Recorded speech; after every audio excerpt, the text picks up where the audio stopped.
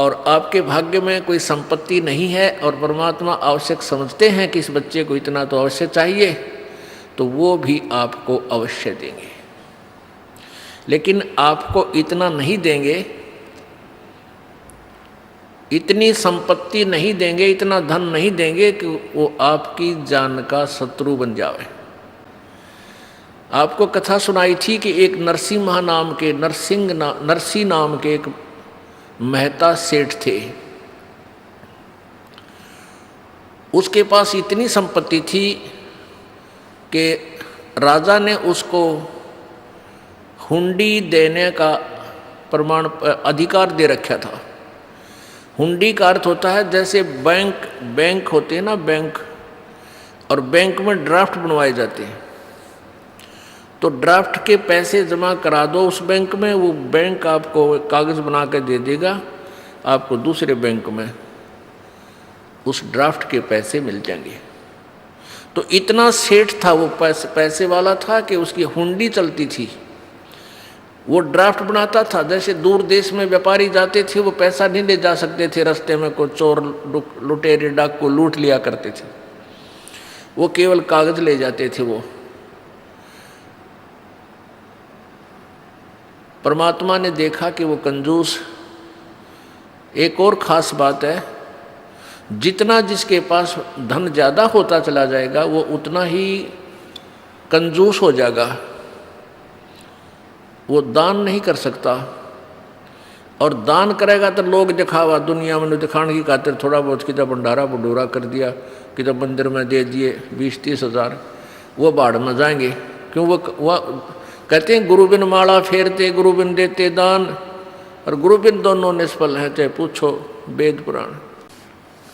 तो कहने का भाव यह कि परमात्मा ने उस नरसी जी के जो गले में वो झाड़ था, उसका दुश्मन था वो माया, वो सारी माया का दान करवाया और उस प्यारी आत्मा ने अपना सारा हिसाब लगा लिया और समर्पण कर दिया परमात्मा पे। अब फिर परमात्मा का रोल शुरू हो जाता है। जब उसकी द्योति का ब्याह हुआ, पुत्र था नहीं, एक पुत्री थी, उसकी शादी कर दी थी, और उसके बाद भी धन जोड़ने की हवस उसके अंदर समाप्त नहीं हुई। तब परमात्मा ने उसकी वहाँ से वो कोड निकलवाया, वो माया खत्म करवाई परमात्मा ने। और पुण्यात्मा, हम अनजान हैं, हम केवल माया मांगने आते हैं भगवान से। पुण्यात्मा, आप केवल एक का चीज़ मांगो भगवान से कि साईं इतना दीजिए जिसमें कुटुंब समावे, हम भी भूखे ना रहे, अतिथि ना भूखा जावे। इसमें सारा कुछ आ गया। कुटुंब सुमान का मतलब है रिक्वायरमेंट ऑफ द फैमिली, परिवार की आवश्यकताएं पूर्ण हो, और कोई अतिथि आ जाए तो वो भूखा ना रहे हमारे दर पे, और हम भी भूखे ना सोएं। ये सब कुछ आ गया इसमें। हम अधिक मांगते हैं तो हम भक्त नहीं, हम कति नालायक आदमी हैं, हमारे छीट भी नहीं लगी है उस मालिक के ज्ञान की। तो धीरे धीरे ये ज्ञान हो जाएगा। तो धर्मदास, उस नरसी जी ने परमात्मा का आदेश मानकर और वो सारा कोड जो दुनिया को लूट लूट के और धन जोड़ रखा था, सारा भंडारे में ला दिया, धन उसका धर्म में लगा दिया। उसके बाद द्योति का जब ब्याह हुआ, ये सर्वविदित है कि परमात्मा ने आके पैसों की वर्षा कर दी उस नगरी के अंदर, और बहुत सा धन लाकर उसको दे दिया। तो ये तो परमात्मा ये दिखाना चाहते हैं कि कल्पे कारण कौन है, कल्पे कारण कौन है, कल्पे कारण क्या भवे, कर सेवा निकाम, और मन इच्छा फल देऊंगा जो पड़े मेरे ते काम।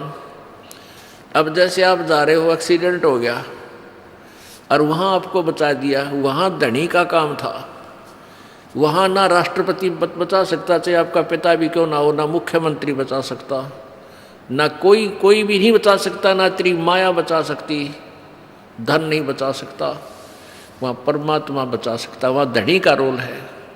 कल्पे कारण कौन है कर सेवा निकाम, के बगैर किसी मनोकामना के तो पूजा कर मालिक की, और फल मन इच्छा फल देवेगा जब पड़े धनी ते काम, धनी तो वहाँ धनी का काम होता है।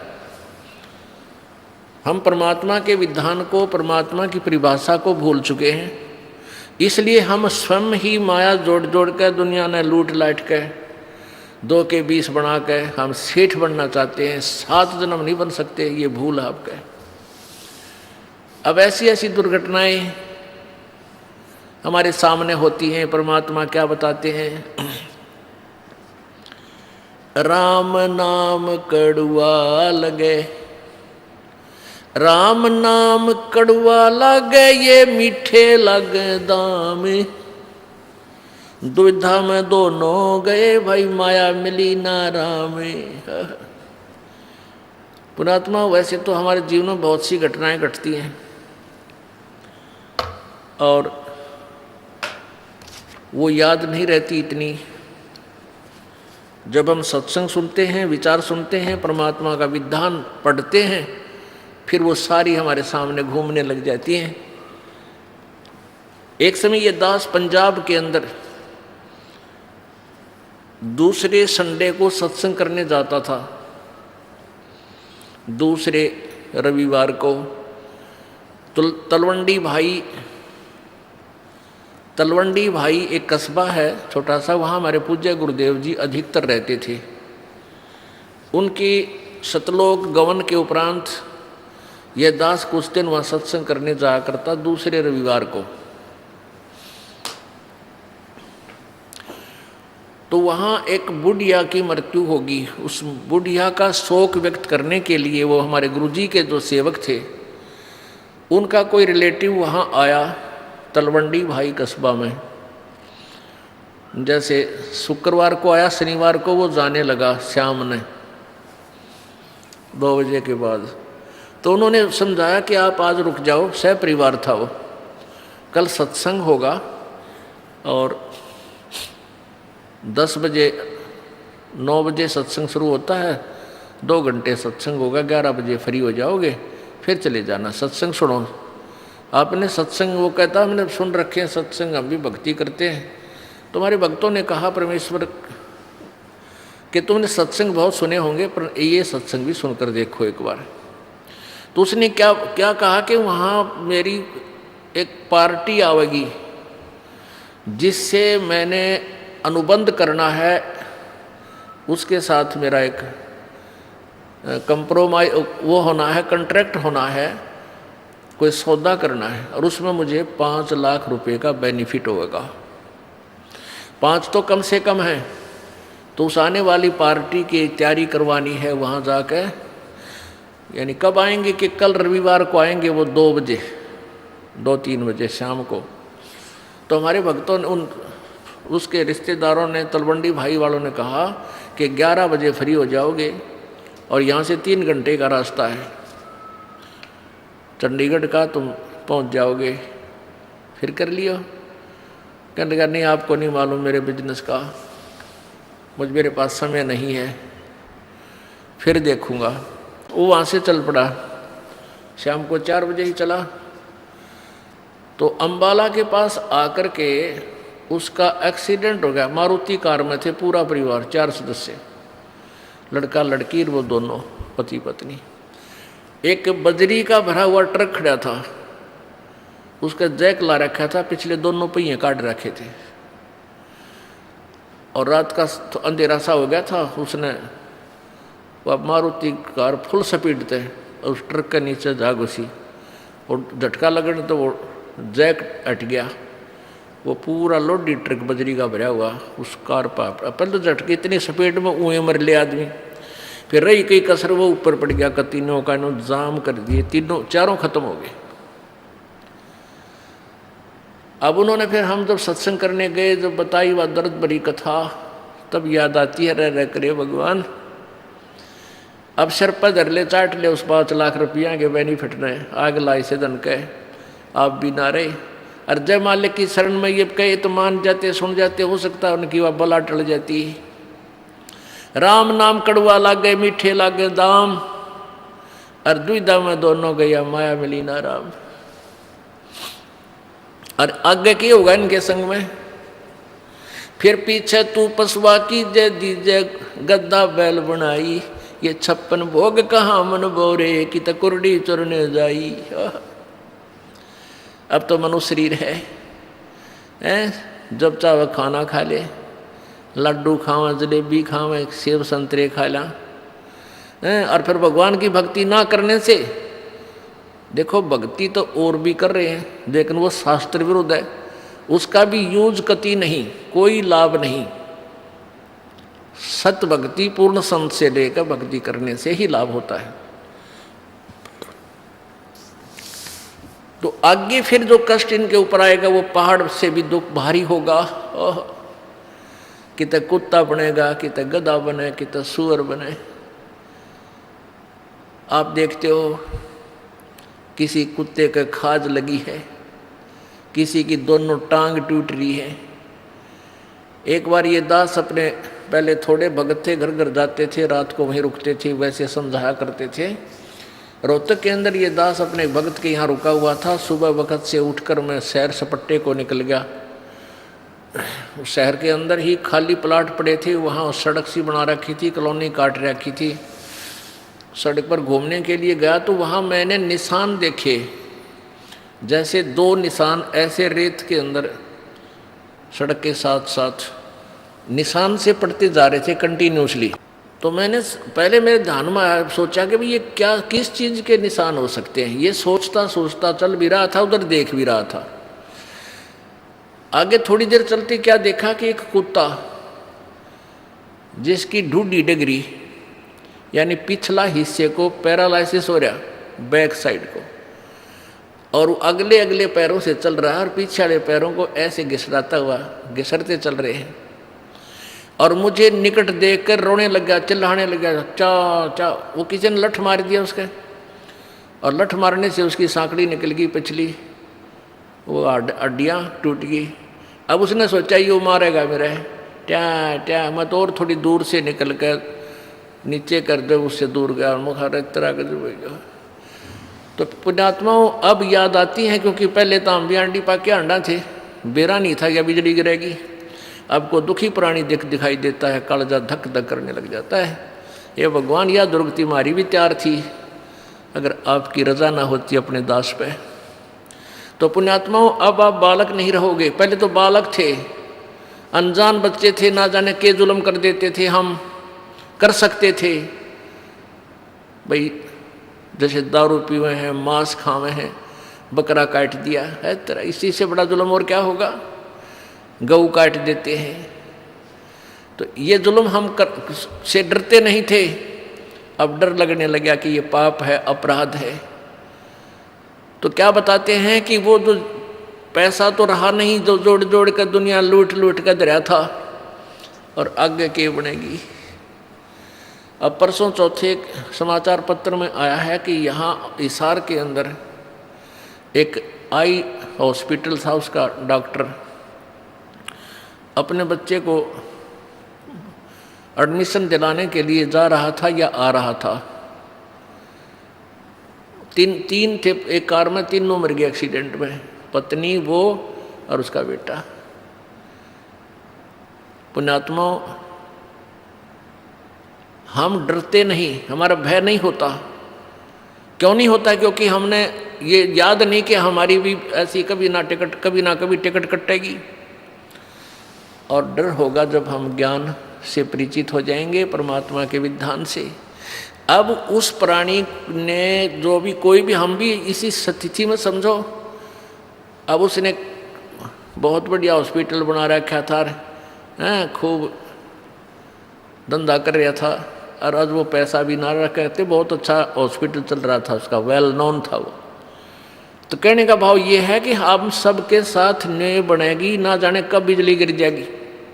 जो नहीं मरे वो इन्होंने सोचा हम मरा को नहीं बे, हमारी नंबर नहीं आवे, क्या वो डॉक्टर साहब ये सोच कर गए थे हम मरांगे राम है? वह भी न सोच कर गए थे कि बच्चे की एडमिशन करा के आएंगे फिर आकर अपना हॉस्पिटल संभालेंगे।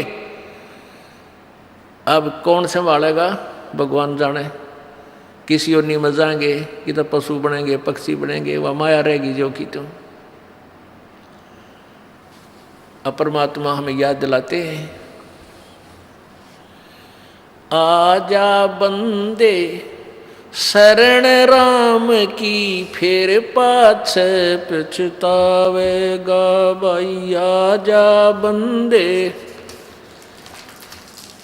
फिर पाछे पछतावेगा भाई। आजा बंदे शरण राम की फिर पाछे पछतावेगा भाई।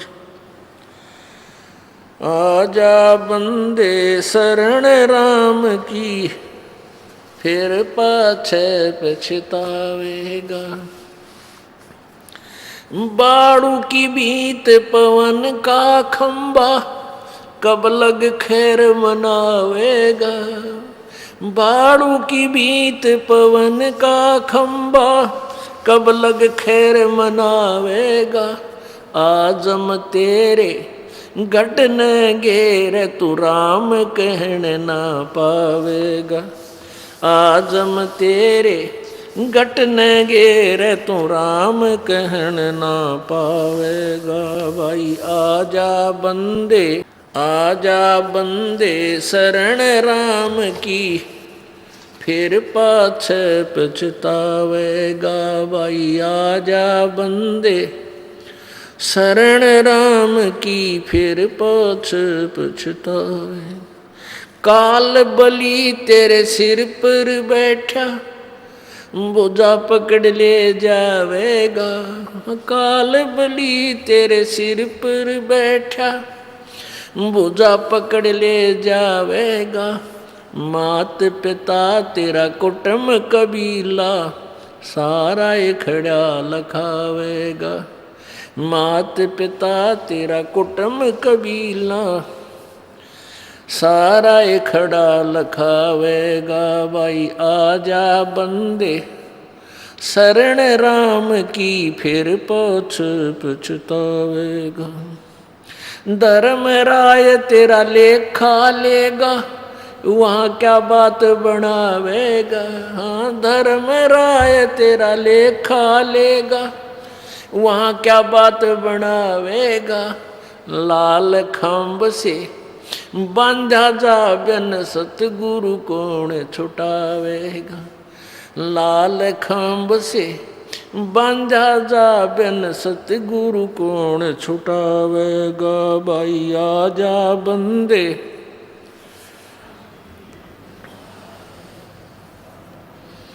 हाँ भाई आजा बंदे शरण राम की फिर पाछे पछतावेगा।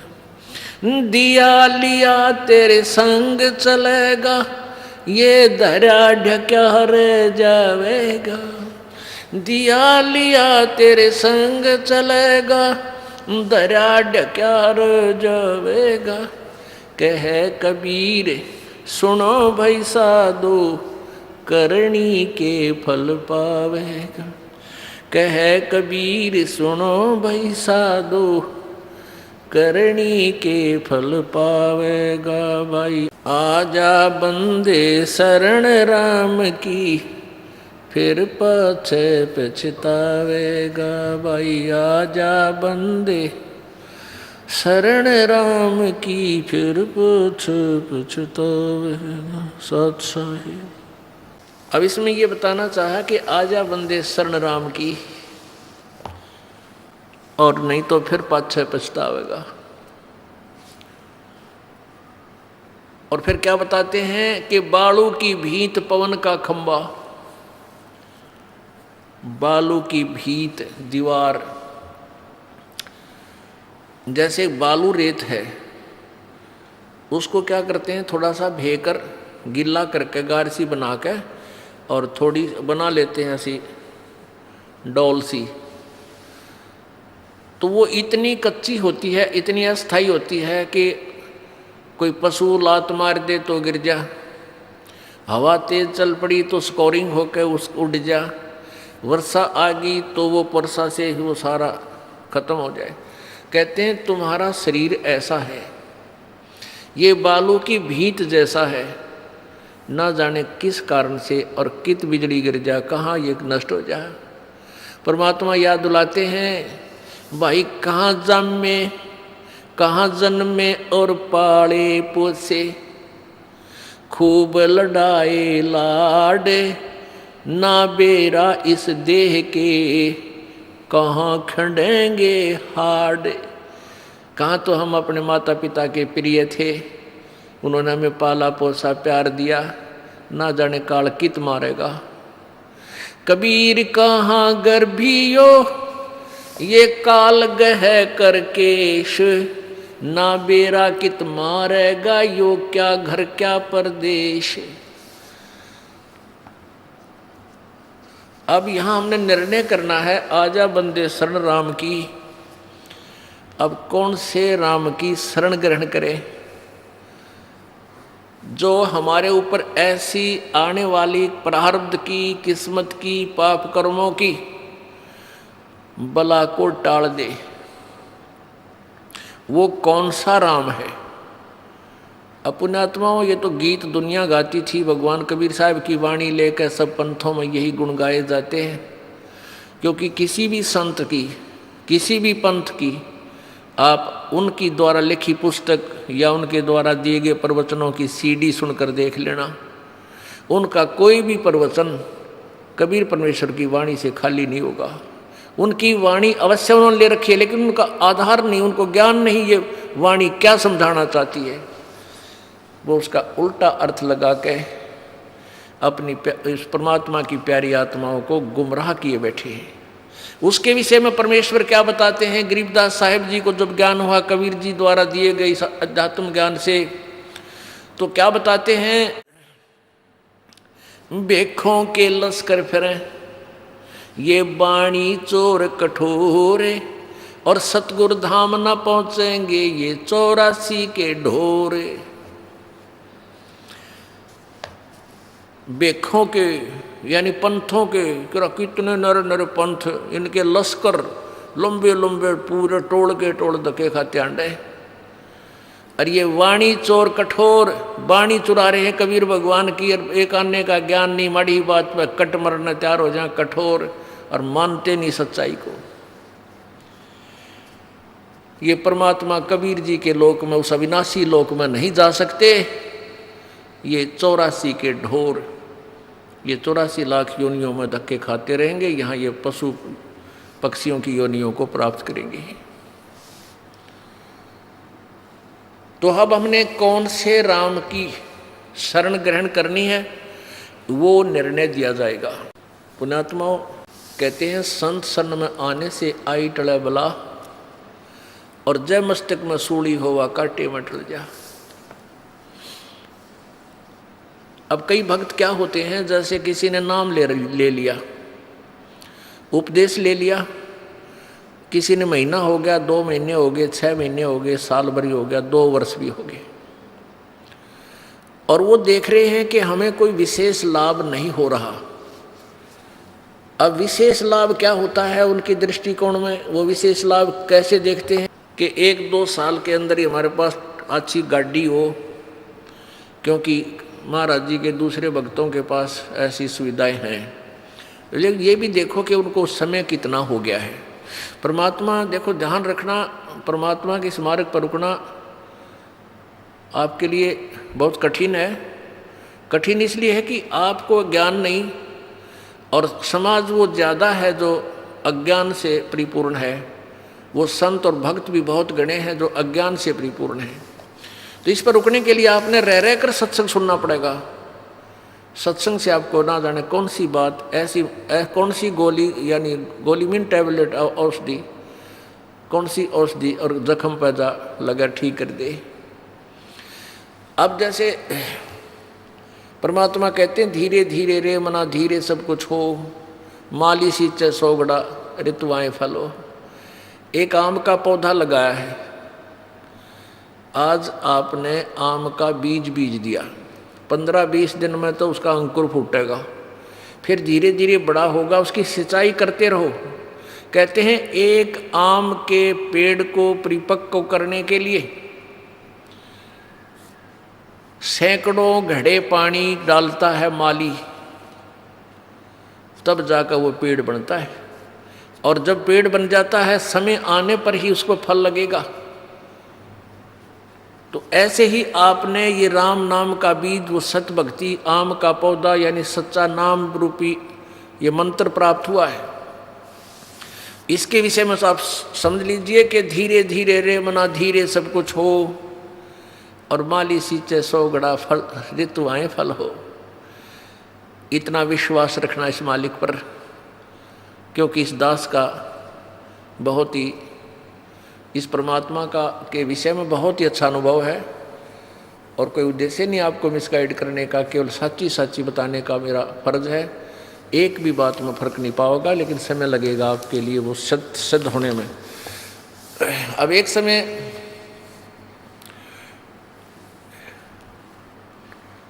एक भक्त क्या देखता है,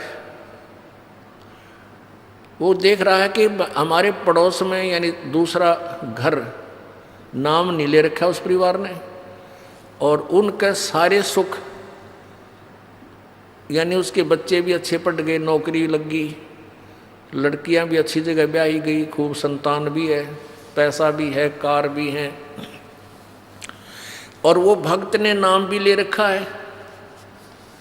और 1 वर्ष 2 वर्ष 3 वर्ष हो भी चुके हैं। अब वो क्या देखता है कि भी हमने नाम भी ले रखा है और फिर भी छोटी मोटी कोई हानि लाभ हमें होता ही रहता है, और ये कुछ भी नाम भी नहीं लेते, ना ले रहे ना दान करते हैं, सारा दिन ताश खेलते हैं, शराब पीते हैं, टीवी इनका फुल स्पीड पर चलता है, सारे गाने गुने सुनते हैं, सारे ठाठ इनके। पुण्यात्माओं, अब जैसे जिनके पिछले जो संस्कार हैं, पुण्य हैं, पिछले जन्म में कभी उन्होंने अच्छे कर्म किए हुए, शुभ कर्म किए हैं, वो परमात्मा ने उनके प्रारब्ध में लिख दिए। अब वो उस जीवन में सारे ही प्राप्त करेंगे, और उनको वो किसी तरह बर्बाद करो, चाहे कुछ भी, चाहे डाके मारो, चोरी करो, लूटो खसोटो, शराब पियो, कितनी बकवाद करो, उनका पिछला जब तक पुण्य चलेगा तब तक उनको कोई आपत्ति नहीं आएगी। और जब वो पुण्य समाप्त हो जाएगा तो वो बैटरी डिस्चार्ज होगी उनकी, और ऐसी होगी कि याद रखेंगे। हमने बहुत से ऐसे घर देखे जो कति 1 नंबर पर दिखा करते, आज उनका सर्वनाश हो गया। कारण यही था कि उन्होंने आगे उस पिछले पुण्य चल रहे थे। जैसे एक बैटरी होती है इन्वर्टर की, इन्वर्टर की बैटरी को चार्ज कर दिया गया, चार्जर भी हटा दिया और फिर भी वो काम कर रही है, बल्ब भी जला रही है, पंखे भी चला रही है, लेकिन जब वो उसका अक्षमता समाप्त हो जाएगी एकदम सर्व लाभ बंद हो जाएंगे। अब वो भक्त जो ये देख रहा है कि मैं भक्ति भी कर रहा हूँ और फिर भी मेरे ऊपर कुछ ना कुछ ठूठा होती रहती है, तो पुण्यात्माओं, उस जो पड़ोसी को तू देख रहा था उसके पिछले पुण्य हैं और तेरे पिछले पुण्य नहीं है, और तेरे ऊपर वरदान समझो कि तेरे ऊपर आपत्ति आई और आपने परमात्मा की चाह बनी। और दुर्भाग्य उन आज झूठे सुख में सुखी उन प्राणियों का जो पिछले पुण्य से वो सुखी महसूस होते हैं, वो भगवान की चाह नहीं कर रहे, उनका दुर्भाग्य है। आपके लिए आपके लिए जो है वरदान बन गया आपका दुख, कि उस दुख के कारण आपने परमात्मा की खोज करनी शुरू की और आपको रास्ता मिल गया। अब आपने चार्जर लगा दिया, आपकी पिछले जन्म की बैटरी चार्ज नहीं थी, वो पुण्य नहीं थे। अब आपने ये नाम रूपी चार्जर गुरुजी से उपदेश लेकर ये दोबारा कनेक्शन जोड़ दिया, वो चार्जर लग गया, आपकी बैटरी चार्ज होनी प्रारंभ होगी और उनकी डिस्चार्ज हो रही है। फिर देखना कुछ समय के बाद देखना दोनों का डिफरेंस क्या होगा। वो तो सर्वनाश को प्राप्त होंगे, तेरे घर में न्यारी बरकत होंगी, दुनिया देखा करेगी, ओहो इतना सुख, ऐसी सुविधाएं। एक भक्त सत्संग में जा रहा था। परमेश्वर कबीर जी रह रह कर आते रहते हैं रूपांतर करके समय समय पर, और भक्ति की स्थिति को बनाए रखते हैं।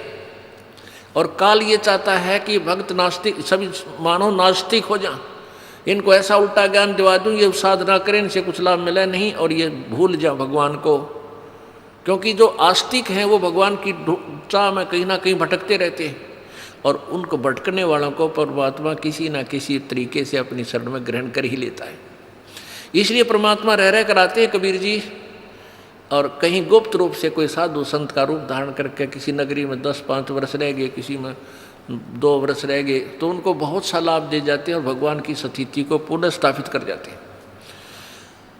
तो कबीर परमेश्वर जी का एक, अब हम संत कहेंगे, वो थे मालिक ही, क्योंकि प्रारब्ध में परिवर्तन कबीर जी के अतिरिक्त कोई कर ही नहीं सकता, या उसका कोई कृपा पात्र संत वो परमात्मा ही भेजता है। तो ऐसे एक परमेश्वर कबीर जी के सत्संग में एक भगत जाया करता था। उसकी पत्नी ने उपदेश नहीं ले रखा था, वह विरोध करती थी, वो अन्य पूजाएं ही किया करती थी। उसकी पत्नी ने बताया था, उसकी पत्नी इन ज्योतिष वालों पर बड़ा विश्वास रखती थी। वो अपने पति की जन्म पत्री को लेकर एक ज्योतिषी के पास गई, भविष्यवक्ता के पास। उसने उसकी जन्म पत्री देखकर बताया कि तेरे पति की आयु इतने वर्ष है। उसने बहुत जंतर मंत्र भी करवाए कि मेरे पति की आयु बढ़ जाए, ये हो जाए। अब क्या था, अब वो चिंतित होगी कि भी मेरे पति की आयु इतनी है, और वो अपने पति को कहती कि तू ऐसे कर, वहाँ मेरे उसके पास चल, आप पर आपत्ति आने वाली है। वो कहने लगा मैं नहीं जा सकता कहीं भी, मुझे ज्ञान ऐसा प्राप्त हो गया, मेरे गुरुदेव के अतिरिक्त मेरी आपत्ति को आओ भी गी तो टालनिया नहीं। उसने ये ना बताई कि तेरी मृत्यु होगी, कदे चिंतित हो जावे, और आप दुखी रहा करती थी। अब उस ज्योतिष जिसने ये बताया था, उसने सारे जंतर मंत्र कर लिए, लेकिन कोई परिवर्तन उससे नहीं हुआ। उसने कहा कि बहन अब मेरे बस से बाहर की बात है, तेरे पति की रक्षा करना। वो एक पुण्य आत्मा था। देखो ये जो जन्म पत्रियाँ हैं, हस्तरेखाएँ हैं, ये प्रभु द्वारा लिखे गए कोड वर्डों में हमारे भविष्य है, हमारा प्रारब्ध है। इसको जानने वाला बता तो देगा कि तेरे घर में ऐसा होगा, तेरे इस दिन वर्ष के बाद तेरी मृत्यु होगी, पक्की होगी, और हो जाती है। और कबीर परमेश्वर की कृपा से इस दास की शरण में आने के बाद आपको कोई ये कह दे तुम्हारी इस दिन मृत्यु होगी, और यहाँ का नाम ले लेना फिर नहीं होगी, वो एक्सटेंड होगी। ये वो परमात्मा जो आपकी आयु बढ़ा देता है। तो वो भक्त सत्संग में जा रहा था। जब वो सत्संग में जा रहा था तो रास्ते में उसी गांव का, नगर का एक व्यक्ति मिल गया। वो शराबी कबाबी आदमी, और वो सिनेमा देखने जा रहा था दूसरे उसी शहर में जिसमें वो सत्संग के लिए जा रहा था। पहले पैदल जाया करते थे, साधन नहीं थे, तो दोनों मिल गए, वहाँ हम सफ़र हो गए। एक दूसरे ने पूछा तुम कहाँ जा रहा है, वो कहने लगा मैं सत्संग में जा रहा हूँ। दूसरा बोला तू कहाँ से पूछा तो कहाँ जा रहा है, मैं सिनेमा देखने जा रहा हूँ, और वहाँ शहर से शराब लाऊंगा, और वहाँ घूटी ला के फिर फिल्म देख के फिर आऊँगा। तो उस भगत से वो कहने लगा, वो शराबी, कि क्या रखा है तेरे सत्संग में, कुछ ना रखा वहाँ पर, ये तो मूर्ख बना रखे तुम इन संतों ने। आजा, खान पीन की उम्र है, आ चल मेरे साथ सिनेमा देखेंगे, फिल्म देखेंगे, गुटी लावांगे, होटल में रोटी खावांगे। भक्त ने बोला बस भाई हम तो सत्संग में ही जाएंगे। काफ़ी बात चलती रही, कहता रहा कुछ ना दे रहा भाई, देख हमारे ठाठ देख ले, और कुछ ये सब बकवादे हैं, ये उम्र कौन सी भक्ति करने की है, तो जवान पड़ा है, बुढ़ापे में देख लिए। पर वो नहीं माना भक्त। तो उधर चलते चलते वो रास्ते में उन्होंने पेशाब करने की इच्छा होगी दोनों को, एक राइट साइड में रास्ते से पेशाब करने चलेगा, एक लेफ्ट साइड में। जो शराबी कबाबी था वो पेशाब करने गया तो वहाँ क्या देखा, उसने देखा कि वर्षा हो चुकी थी। वर्षा के बाद कुछ मिट्टी हट के एक मटका था घड़ा छोटा सा, और उसमें देखा झांक के हाथ हटा हटू का मिट्टी, तो उसमें सोने की ईंटें मिली। छोटी छोटी ईंटें होती थी 100-100 ग्राम की सोने की ईंटें, पहले छोटी ईंटें होती थी, वो 4-5 मिल गई उसने। यानी 4-5 का मतलब आधा किलो सोना, किलो आधा किलो सोना। आज तो बहुत महंगा है, उस समय सस्ता होते हुए भी कीमत बहुत थी उसकी। वो वापस आया जो लफंडर था, और उधर से भगत आया। भगत ने कहने लगा, देख भाई, आप तो रोज़ भक्ति करते हो, सत्संग में जाता है, और मैं कद्य भक्ति नहीं करता, ना भगवान भजता, सारा दिन मौज मस्ती मारता हूँ। देख मेरे को ये 4-5 सोने की ईंटें मिली, आजा दिखाऊंगा कहाँ मिली। वो देखा वहाँ पर वो मटका की इसमें मिली। अब काल तो पूरा जाल डाला है अपने भगत पे, परमात्मा के भगत पे किसी तरह भक्ति छोड़ दे। फिर वो कहने लगा, देख ले तो मान जा निकम्मे, आजा मेरी गेला गुटी छुटी लावांगे, चाल सैर सपट्टे करांगे। उस भगत के दिल में थोड़ा सा कच्चापनता आ गया, थोड़ा सा। और वो चलते चलते क्या था, चल रहे थे और रास्ते में उसके पैर में कांटा लग गया। ये बातें क्योंकि उसका ध्यान बट गया थोड़ा सा, वो कांटा लग गया और कांटा लाग के अंदर ही टूट गया। अब उसने सोची, वो कह रहा, देख अब क्या करी रक्षा तेरे गुरु जी ने, यू कांटा भी लग गया तेरे। कहने का भाव है कि काल ने अपने पूरी जाल डाला, लेकिन वो भक्त टस से मस लिया। उसने सोचा, भाई गुरु जी से आज या फाइनल बात पूछूंगा मैं, या तो बहुत उल्ट से बात होगी। भाई मैं भक्ति भी कर रहा हूँ, आप पर समर्पण भी हूँ, और मेरे ऊपर मैं घर में कोई बरकत सी भी ना दिखती, और ये सारे उल्टे काम कर दे। इसने सोना भी मिल गया निकम्मे ने, और भाई सारे ठाठ कर रहा। तो ये मन में सोच के गुरु जी के पास आ गया। अब गुरु जी ने पूछा, बेटा क्या बात है, बहुत उदास नजर आ रहा है। वो कहने लगा, गुरुदेव वैसे तो आपके दास को आपके ज्ञान में कोई त्रुटि नज़र नहीं आती, हो सकता है मुझ दास में कोई त्रुटि हो जिस कारण से मैं आपसे लाभ प्राप्त नहीं कर पा रहा। प्रभु वो सारी कहानी बताई कि परमात्मा एक नंबर का निकम्मा आदमी हमारे गांव का है, दारू वो पीवा, बकवाद सारी करे, फिर फिल्म देखा, वो मैंने रास्ते में मिल गया, और उसको रास्ते में एक सोने की 4-5 ईंटें मिली, आधा किलो सोना, और मेरे पैर में कांटा लग गया।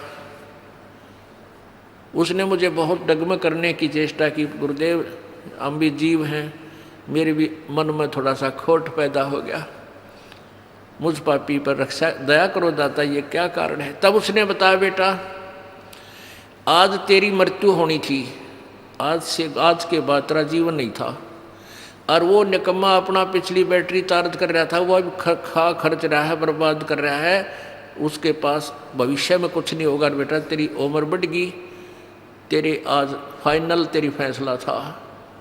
आज कहते हैं द्वार धनी के पड़ा रहे, धक्के धनी के खा, और 100 काल जगजोल ही पर द्वार छोड़ नहीं जा। आज जब तू डगमग हो जाता, तेरी शाम पूरी नहीं होती, तू खत्म हो जाना था। आज तू पड़ा रहा, सच्चे दिल से लगा रहा, तो तू बच गया। अब वो अपने गुरुजी की एक एक बात पर विश्वास किया करता था। वापस आ गया घर ने, काटा कूटा वहाँ कटवा दिया, भगता निकाल दिया। अपनी पत्नी से आके कहने लगा कि आज मेरे गुरुदेव ने ये बताया कि आज मेरी मृत्यु होनी थी, और गुरु जी की भक्ति से, उसके नाम से, उनके आशीर्वाद से आज मेरा जीवन बच गया। उसकी पत्नी ने उसी समय उसको कहा कि सचमुच तेरे गुरु जी पूर्ण परमात्मा है। वो जन्म पत्री ले रही थी, कि लेकिन मैंने दिखाई थी एक जन्म पत्री कि इस वर्ष में तेरी मृत्यु थी, और मैंने सारे जंतर मंतर करवा लिए थे। उस मेरे जिसके पास मैं जाती थी, उसने लास्ट में हाथ खड़ा कर दिया था कि मेरे बस की बात नहीं तेरे पति को बचाने की, और मैं बहुत चिंतित थी, रोया करती भगवान पड़कर भगवान के आगे। तो उसकी पत्नी ने भी उपदेश लिया, और वो बालक का फिर उन बच्चों का पूर्व अच्छा जीवन रहा, काफ़ी लंबी आयु उसको प्राप्त हुई। तो इस प्रकार हमने अपने परमात्मा के ज्ञान पर ये विश्वास रखना पड़ेगा। इसमें थोड़ा धीरज धैर्य की आवश्यकता है, जल्दी नहीं मचावे। तो अब हमने सबसे पहले ये देखना है कि वो कौन परमात्मा प्रभु है जो हमारे प्रारब्ध के कर्म को नाश कर सकता है। वो पूर्ण ब्रह्म है, परम अक्षर ब्रह्म है। बहुत से ऐसे प्रमाण आपको मिलेंगे कि प्राणी जब दुखी हो जाता है वो संतों की तलाश करता है, उनसे फिर जाकर वो जंतर मंतर करवाता है। वो पहले तो उपदेश देते हैं, गुरु लोग कहते हैं ये नाम जप, ऐसे पूजा कर दे, ऐसे प्रसाद बांट दे, ऐसा कर दे, तुम्हारे पितर रुष्ट हो रहे हैं उनके 5 कपड़े रख दो। उसके बावजूद भी उनको कोई लाभ नहीं हो रहा। तो फिर वो संत क्या कह देते हैं कि भी ये तो तेरे प्रारब्ध में लिखा हुआ कष्ट है, तेने भोगना ही पड़ेगा। प्रारब्ध में जो लिखा गया है पाप, वो कर्म नाश नहीं होता। अब वो पुण्यात्मा जो दुखी था, वहाँ सुख की आशा लेकर गया था, वहाँ से उसको लाभ नहीं मिला। ये जवाब मिल गया 2 वर्ष 3 वर्ष के बाद, फिर वो दूसरे संत के पास जाता है। वो दूसरे संत के पास भी उसकी यही क्रिया शुरू होती है, ऐसा कर दे, वैसा कर दे, ऐसा कर दे, नो बोल दे, ये जाप कर ले, इतना जाप ये कर ले, और फिर भी लाभ नहीं होता। फिर वो तीसरे के पास जाता है, फिर चौथे के पास जाता है, और अंत में नास्तिक हो जाता है। अब नास्तिकता क्यों पनप गई हमारे समाज में? क्योंकि परमात्मा कबीर जी ने जब प्रथम बार सतयुग में इस काल के लोक में आए थे, उस समय इस काल से वार्ता हुई थी। तो काल ने क्या कहा था? काल ने जब देखा, इस काल भगवान ने जब देखा परमात्मा वहाँ खड़े थे उन जीवों के पास जहाँ तपस्या के ऊपर भूने जा रहे थे, तो परमेश्वर कबीर देव जी ने अपने पुत्र जोगजीत का रूप बना रखा था। तो इस काल भगवान ने सोचा ये मेरा भाई है जोगजीत, और यो मेरे लोक में क्यों आया? इसने वहाँ से तो मुझे निकाल दिया था, 21 ब्रह्मांडों समेत सतलोक से मुझे बाहर फेंक दिया था। मैंने बहुत हाथ जोड़े थे, प्रार्थना की थी, इसने सुनी नहीं मेरी। तो काल भगवान एकदम भयंकर रूप धारण करके, ये काल ज्योति निरंजन ब्रह्म, और जोगजीत से कहने लगा कि जोगजीत आज तू मेरे लोक में क्यों आ गया? वहाँ से तो तूने मुझे मार भगाया था, तूने मेरी एक नहीं सुनी, अब मैं तुझे जान से मारूंगा, अब तुझे मैं ख़त्म करूंगा, तेरी पिटाई करूंगा। पहले तो मुझे ये बता तू आया किस लिए है? पिताजी का कोई आदेश है वो मुझे बता, क्या संदेश भेजा है परमात्मा ने, और फिर मैं तेरी कुटाई करूंगा।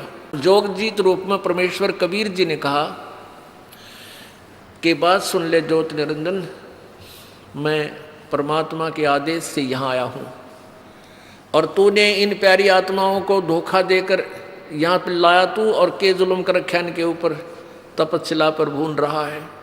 उसके बाद कोई गधा बना रखा, कोई गधी बना रखी, कोई कुत्ता बना रखा, कोई कुतिया बना रखी, किसी टांग टूट गई। मनुष्य है तो किसी का बेटा मर गया, किसी की बेटी मर गई, कोई अंधा हो गया।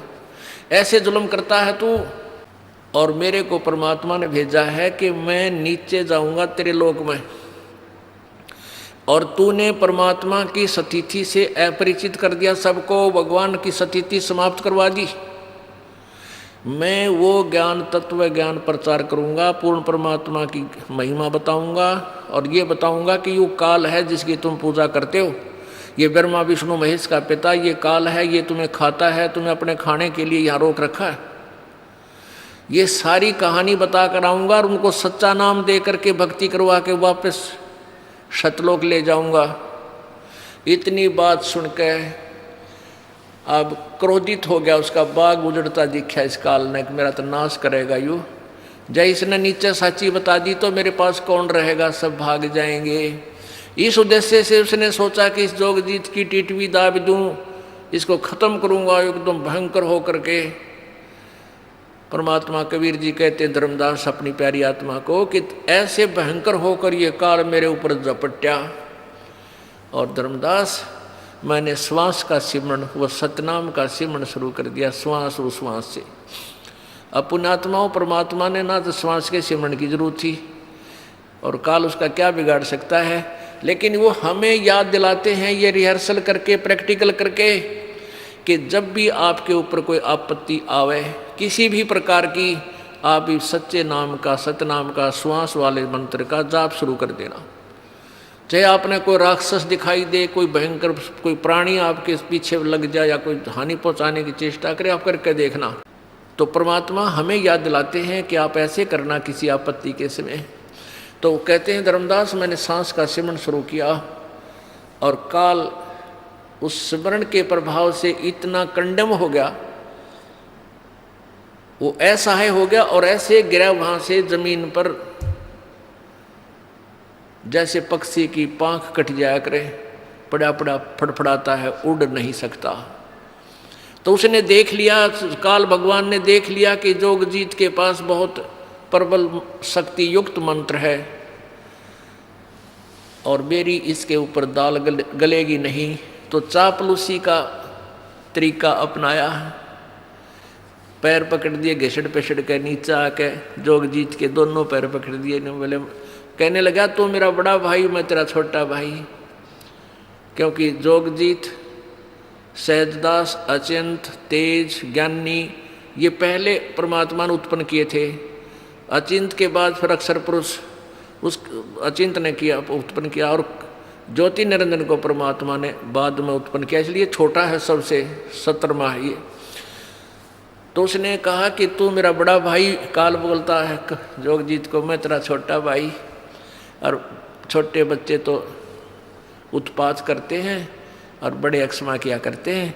आप मुझे बालक नादान समझकर माफ़ कर दो, मैंने गलती से आपके साथ डिठाई कर दी। और पैर पकड़ कर रोने लग गया। परमात्मा बोले ठीक है, मैंने माफ़ कर दिया। कहने लगा नहीं, आप तो परमात्मा के आप परमेश्वर के पास से आए हो, आपके पास उनकी पावर है, आप उनके रिप्रेजेंटेटिव हो, मुझे कुछ सुविधा दे दो, मेरे लोक में असुविधा बहुत है। परमात्मा बोले बोल क्या मांगता है, ऐसे नहीं वचनबद्ध हो जाओ प्रभु। प्रभु जोगजीत रूप में परमेश्वर कबीर जी बोले ठीक है भाई, मैं हो गया, वचनबद्ध हो गया। बोल क्या मांगता है कि 3 युगों में जीव थोड़े ले जाना, सतयुग, त्रेता, द्वापर में थोड़े जीवों को पार करना, और चौथे युग कलयुग में आप जो कितने ले जाना, इतनी दया कर दो, ये वरदान मुझे दे दो।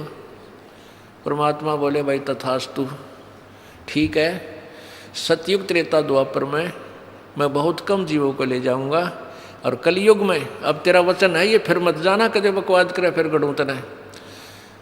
कलयुग में फिर अपने जीवों को मैं कितने ले जाऊं। हाँ जी, पर एक और करना, जो आपके ज्ञान को सुनकर आप उस ज्ञान आधार से आपके साथ लगे, आपके और हमारे ज्ञान से हमारे पास रहें, उनके साथ आप बाई फोर्स ना ले जाना, अपना ज्ञान समझा के ले जाना। आपके ज्ञान को मान के आपके साथ लगे, उन्हीं को ले जाना, और जो आपका ज्ञान स्वीकार ना करें, जबरदस्ती ना करियो भगवान। अच्छा भाई ठीक है, परमात्मा को पता था सारा कि ये बात ऐसा ही करूँगा और ऐसा ही संभव होगा, तो उसने कह दिया ठीक है। 1-2 और ऐसे ही वचन थे वो मांगे, परमात्मा ने सारे तथास्तु कर दिए। अब जब सारे हाँ भर ली ना परमात्मा ने, तब खड़ा हो गया डीठ।